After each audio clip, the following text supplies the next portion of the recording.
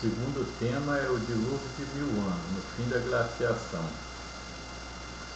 Esse 1000 anos eu chutei, é porque o número com 1 e 3 zeros. A gente tem fascinação por esses números entre aspas, fechados. Eles não são diferentes em nada dos outros, exceto que tem um monte de zero. Mas é interessante estabelecer esse limite, então, sem isso aqui.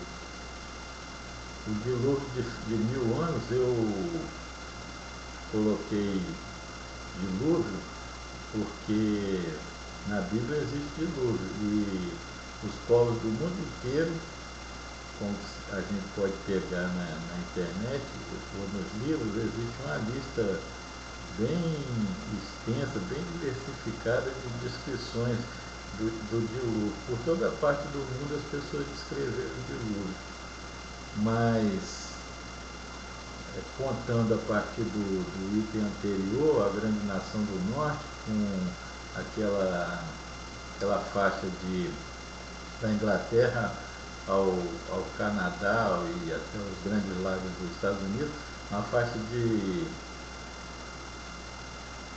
160 milhões de quilômetros. Os cientistas vão poder estimar melhor, né? Os geógrafos. 3 quilômetros de altura, menos o pedaço do Atlântico que ficou gelado, mas não sei se tinha ou se não tinha gelo, é mais difícil de estabelecer, mas em todos os casos eram montanhas de gelo, e tudo isso estava derretendo depois de ter atingido há 20.000 anos o fundo do poço mais recente, de 120 metros, tendo havido um fundo de poço mais antigo de 150 metros a 140 mil anos.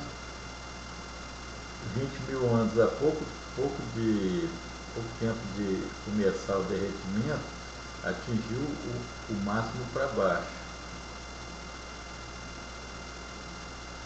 20.000 anos, a 15.000 começou o degelo. Poderia meramente ter derretido aos pouquinhos, como agora está acontecendo. Não acontecem grandes chuvas, dilúvio, embora esteja derretendo em várias partes do mundo. Não é nada súbito, é bem suave. Você não vê grandes tempestades assolando o mundo. E muito menos se poderia dizer que foram 1000 anos. E eu também não tenho essa tendência romântica de falsificação.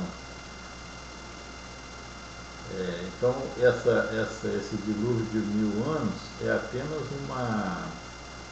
um apontamento para a investigação. O fato é que no fim da glaciação derreteu um mundo de neve. Mesmo se a gente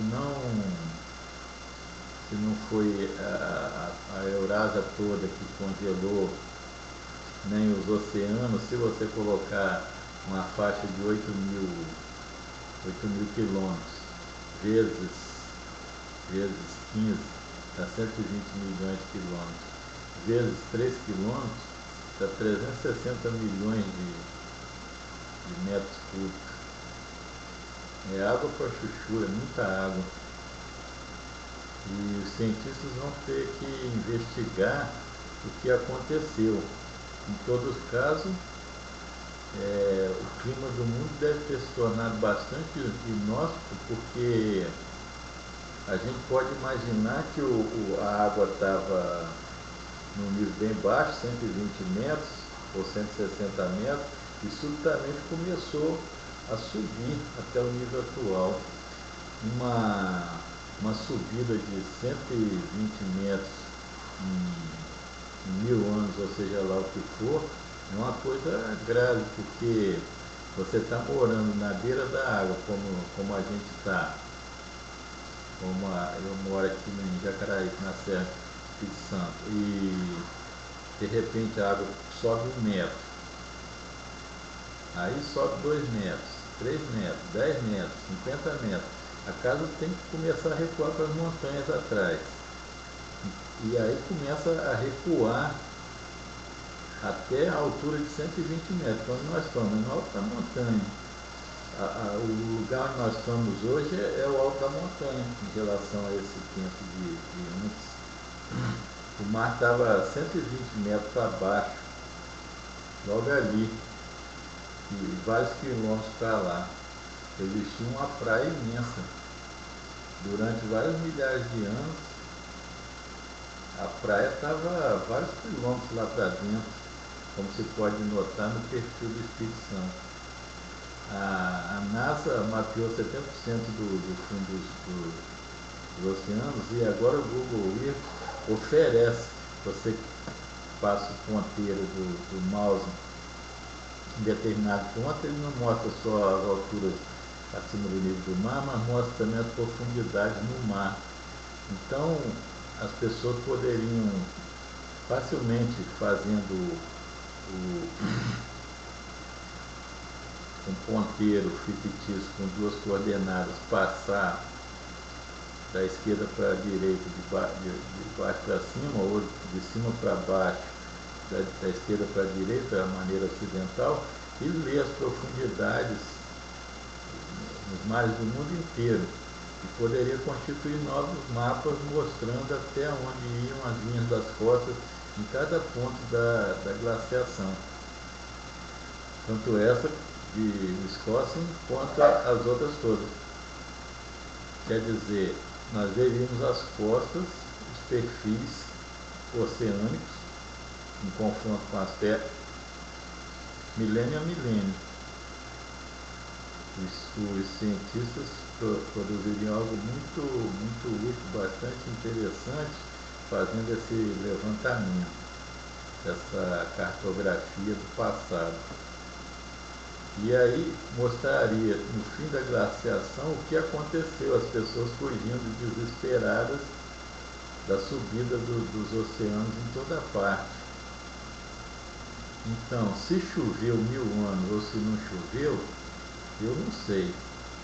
Não sei nem se choveu ou se foi um derretimento suave, macio, branco. Mas em todos os casos, o desespero, a angústia das tribos que moravam no meio do que seria hoje o oceano, tendo que recuar para as posições altas sucessivamente, ano a ano, deve ter sido terrível. As pessoas correndo, levando os carros, mudando as palafitas e as coisas de lugar, construindo novas residências durante 30 ou 40 gerações, sem qualquer sossego, e agora havia muito mais água nos oceanos, o espelho oceânico ampliou bastante e naturalmente o sol incidindo sobre esse espelho provocava muito mais evaporação e consequentemente muito mais chuva. Os rios se tornaram mais largos, mais profundos, mais intensos, mais violentos na descida gravitacional. E as pessoas então foram tomadas de verdadeiro terror. Foi uma fase de intranquilidade total durante, não sei, eu coloquei 1000 anos só porque é fácil de falar, mas vai ser preciso investigar pelos depósitos de sedimentos, né, naquela interface de 15 a 12 mil anos. O que teria acontecido na beira dos oceanos, na beira das lagoas, porque as lagoas também incharam, na beira dos rios, que os rios transbordavam e se tornaram muito, muito violentos.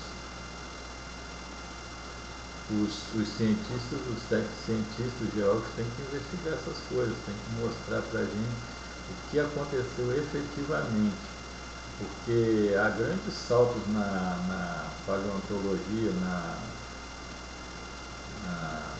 antropologia, na arqueologia, uns buracos enormes, umas fossas gigantescas que as pessoas têm que reparar.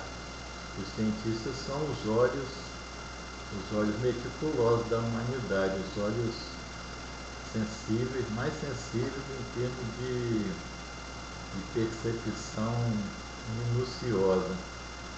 Então, a humanidade toda confia que os olhos da tecnociência consigam ver o que a pressa, os compromissos não permite aos demais enxergar. Então, esse dilúvio de 1000 anos resta, por enquanto, incógnito. A gente não consegue vislumbrar, a gente não consegue enxergar, porque os cientistas não se dedicaram a enxergar por nós. Então, o que aconteceu no fim da glaciação? Há 20.000 anos estava 120 metros mais para baixo. Há 15.000 anos ou 12.000 anos estava no nível atual. É uma coisa brusca demais. A humanidade é uma entidade psicológica muito sensível. Existiam vários milhões de pessoas na ocasião, e essas pessoas retratavam com suas mentes, com seus olhos. Os olhos tem olhos externos, os dois que nós temos, e tem o olho interno, que é a região processadora do cérebro. Eu chamei isso de olhos externo-internos. Eles são um programa interno e uma máquina externa. Os dois olhos externos são a máquina a região cerebral é o programa decifrador. Então, interpretador. Então, existiam vários milhões desses conjuntos na ocasião. Eles estavam olhando e vendo, e deixaram testemunhos de várias maneiras. É claro que de acordo com um estágio primitivo, mas o estágio que era primitivo, os seres humanos eram tão espertos quanto nós, ou mais. E posso dizer que eram enormemente mais corajosos, mais destemidos do que nós, o que eu espero poder falar depois também.